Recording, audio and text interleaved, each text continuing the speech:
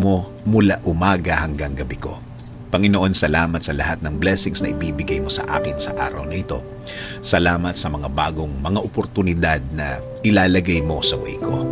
Alam kong may magandang plano ka na naman sa araw kong ito, Lord. Alam kong makakasama kita ngayong araw, Lord. Kaya alam kong magiging maayos ang mga darating na oras sa buhay ko ngayon. Alam kong puprotektahan mo ako sa araw na ito. Ikaw na din, Lord, ang bahala sa mga taong may masamang balak sa akin.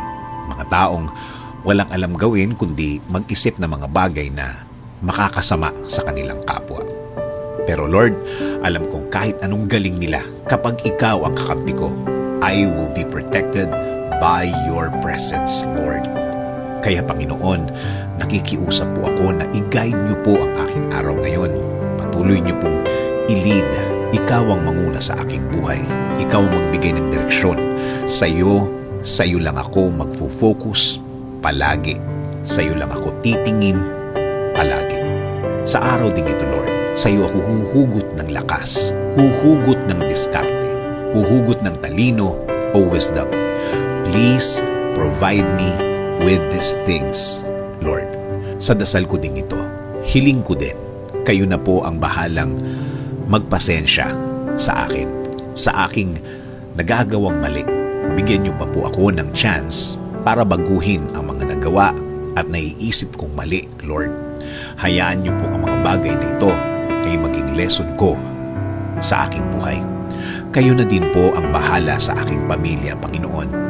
Lagi mo silang ingatan. Lagi mo silang ilagay sa mga lugar at sitwasyon na safe. Patuloy niyo din po silang samahan.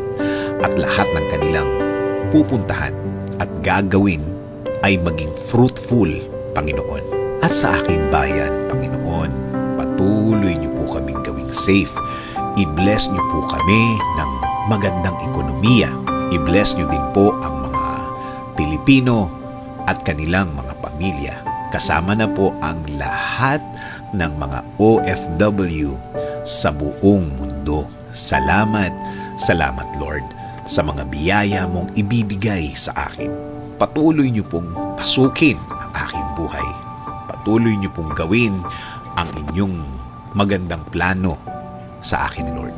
At palitan niyo din po ang mga malulungkot na bahagi ng aking araw at gawin pong masaya.